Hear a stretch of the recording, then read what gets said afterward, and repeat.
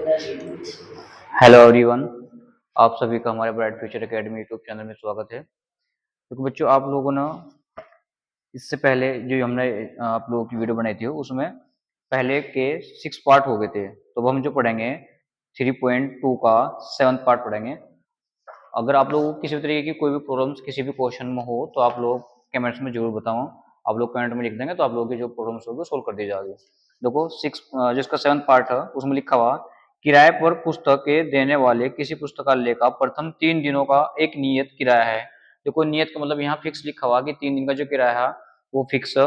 उसके बाद फिर बोला गया तथा उसके बाद प्रत्येक अतिरिक्त दिन का अलग किराया है, यानी कि उसके बाद अगर कोई भी अतिरिक्त दिन लगेगा तो उसका किराया क्या होगा, अतिरिक्त होगा। सरिता ने 7 दिनों तक एक पुस्तक रखने के लिए 27 रुपए अदा किए, जबकि सुशी ने एक पुस्तक 5 दिनों के रखने के लिए 21 रुपए अदा किए। नियत किराया तथा प्रत्येक अतिरिक्त दिन का किराया ज्ञात कीजिए। देखो आपको प्रत्येक अतिरिक्त दिन का किराया और एक जो नियत किराया है वो आप लोगों को बताना कि कितना होगा। लिख लेंगे हम स्टार्टिंग में ही। देखो क्वेश्चन फर्स्ट का ये आप लोगों का 7th पार्ट है। ठीक है, देखेंगे। लिख लेंगे माना नियत किराया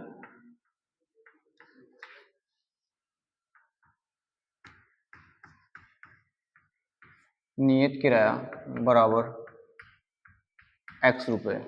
उसके बाद आप लोग लिखेंगे प्रत्येक अतिरिक्त दिन का किराया बराबर, देखो प्रत्येक अतिरिक्त दिन का किराया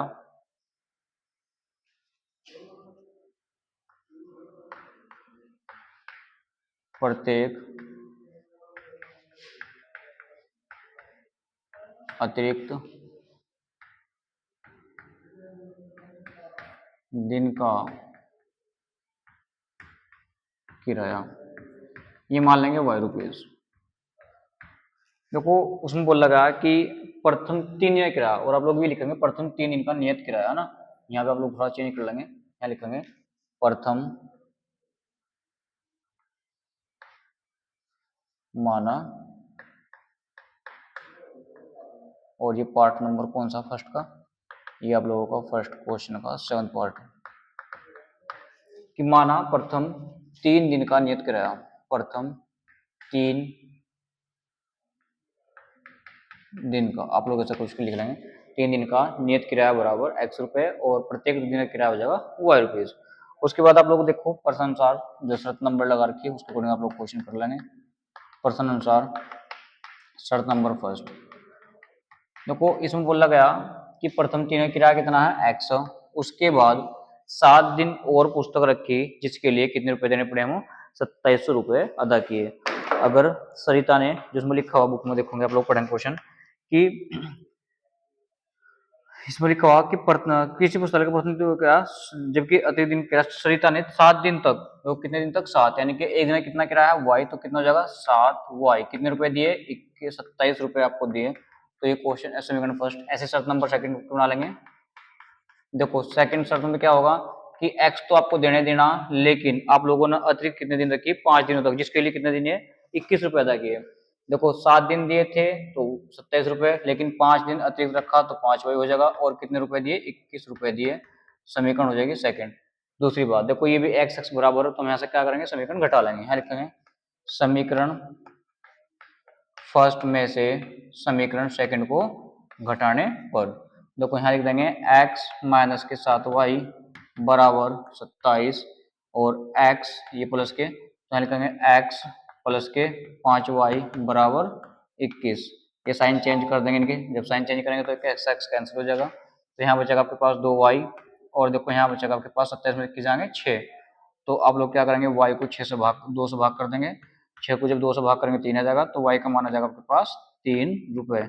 उसके बाद आप लोग क्या करेंगे फिर y का मान समीकरण 1 या 2 में रख देंगे। यहाँ लिखेंगे y का मान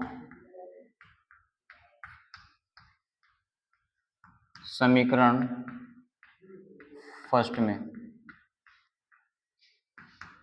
रखने पर, देखो जो y का मान समीकरण फर्स्ट में रखेंगे, समीकरण फर्स्ट आपके पास लिखी हुई x प्लस के 5y बराबर 27, देखो सॉरी 7y है, समीकरण फर्स्ट का 7 कर देंगे, तो यहाँ लिख देंगे x प्लस y, y की वैल्यू 3 आई, तो 7 गुणा 3 बराबर 27। तो यहाँ से लिखेंगे आप लोग x प्लस 7 या 21 बराबर 27। ये दो प्लस के जाके हो जाएंगे माइनस के, तो x बराबर 27 माइनस के 21। आप लोग समझ में आ रहा होगा। देखो उसके बाद आप लोग क्या करेंगे, यहाँ तक बचेंगे कितने 6, यानी कि आप लोग लिख देंगे अतः, देखो जो पहले 3 दिन का किराया हुआ तो कितना हो जाएगा 6 रुपये, और प्रत्येक दिन का किराया कितना हो जाएगा 3 रुपये। यहाँ लिखेंगे अतः प्रथम 3 दिनों का नियत किराया बराबर 6 रुपये। ठीक है, तो कितने रुपए आता है यहाँ 6 रुपये, और प्रत्येक अतिरिक्त दिन का किराया बराबर लिख देंगे प्रत्येक अतिरिक्त दिन का किराया बराबर 3 रुपये।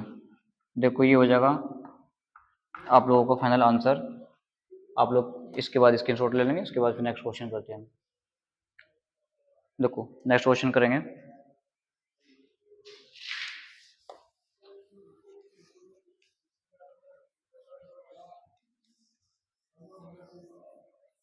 देखो नेक्स्ट क्वेश्चन लिखा हुआ,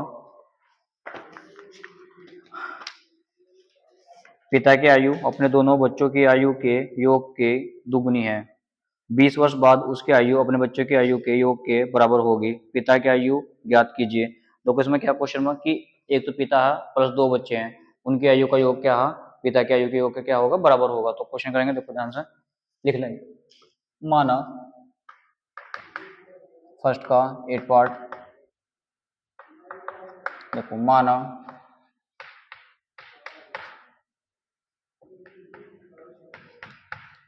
पिता की वर्तमान आयु बराबर x वर्ष। तो पिता की वर्तमान आयु x वर्ष हो जाएगी। तो आप लोग क्या करेंगे, दोनों बच्चों की आयु का योग है ना भाई, दोनों बच्चों की वर्तमान आयु, दोनों बच्चों की वर्तमान आयु बराबर y वर्ष। देखो ये आप लोगों ने मान लिया। अब हम क्या करेंगे, क्वेश्चन के अकॉर्डिंग क्वेश्चन को पढ़ेंगे और करेंगे। ठीक है, देखो प्रश्न अनुसार शर्त नंबर फर्स्ट, देखो जो बोल लगाया क्वेश्चन में, उसने कहा, आप लोग ध्यान से पढ़ेंगे बच्चे सभी, पिता की आयु अपने दोनों बच्चों की आयु के योग की दोगुनी है। देखो पिता की आयु कितनी है x, तो पिता की आयु x होगी। पुत्र के अपने बच्चे की आयु से कितनी है y, ये दोनों बच्चों की y होगी। दोनों बच्चों की आयु के योग की दोगुनी है। देखो योग के क्या है, दोगुनी है, हमने क्या मान लिया, इनके इनका अगर योग करेंगे तो उसका क्या जगह दोगुनी, यानी कि 2y। ठीक है, तो आप लोगों के पास ये हो जाएगी समीकरण, आप लोग इसे मान लेंगे। उसके बाद आप लोग क्या करेंगे, नेक्स्ट आगे पढ़ेंगे, उसकी आयु अपने बच्चों की आयु के योग के 22 वर्ष बाद। देखो शर्त नंबर सेकंड, यानी कि 20 वर्ष बाद, यानी कि इसमें क्या करो 20 जोड़ दो, फिर बच्चों की आयु कितनी 20। देखो एक बच्चे की आयु 20 होगी तो दूसरे की भी कितनी बढ़ेगी 20 ही बढ़ जाएगी, आपको याद रखना होगा। ठीक है, 20 वर्ष बाद अपने बच्चों की आयु के योग के बराबर होगी। देखो इनके योग के बराबर और इनके योग क्या होगा, बराबर होगा। तो यहाँ से करेंगे आप लोग x प्लस 20 बराबर y, 20 और 20 40। तो आप लोग कितना कर देंगे सर 40 कर देंगे। देखो जान के माइनस हो जाएगा तो जाके ये भी माइनस हो जाएगा, तो यहाँ हो जाएगा x माइनस वाई बराबर 40 माइनस 20। तो यहाँ आप लोगों के पास बचेगा x माइनस के y बराबर 20। देखो ये समीकरण आप लोग मान लेंगे, ये फर्स्ट मान लें तो आप लोग सेकंड मान लेंगे सर। देखो उसके बाद आप लोग क्या करेंगे, y x का जो मान है वो आप लोग क्या करो y के पदों में लाकर रख देंगे। ठीक है, x का मान आप लोग यहाँ रख दो, y का मान क्या हो जाएगा, देखो लिखेंगे समीकरण फर्स्ट वे सेकंड से, यहाँ लिख देंगे समीकरण फर्स्ट वे सेकंड से। देखो समीकरण फर्स्ट सेकंड x माइनस के y बराबर 20। फिर देखो इसकी वैल्यू कितनी है 2y x की, तो यहाँ लिख देंगे 2y माइनस के y बराबर 20। फिर देखो आप लोग क्या करोगे, ये 2y में से एक y गया तो क्या बचेगा y बराबर 20। तो देखो y का मान तो 20 आएगा। y क्या, दोनों बच्चों की आयु का योग, लेकिन हमें चाहिए क्या, हमें चाहिए पिता की आयु। पिता की आयु क्या, x वर्ष। तो हम क्या करेंगे, y का मान समीकरण फर्स्ट में रख देंगे, लिखेंगे y का मान समीकरण फर्स्ट में रखने पर, देखो y का मान समीकरण फर्स्ट में रखेंगे, x बराबर 2y। देखो y का मान कितना है, x बराबर 20, 2 गुणा 20, तो x बराबर 40 वर्ष। देखो आप लोगों को निकालना था क्या भाई, अब बच्चों आपको निकालना था कि पिता की वर्तमान आयु कितनी है। तो हमें पता लग गया पिता की वर्तमान आयु कितनी है, 40 वर्ष। अगर बाई चांस आपको पूछे बच्चों की वर्तमान आयु कितनी है, 20 वर्ष, तो हम लिख लेंगे अतः पिता की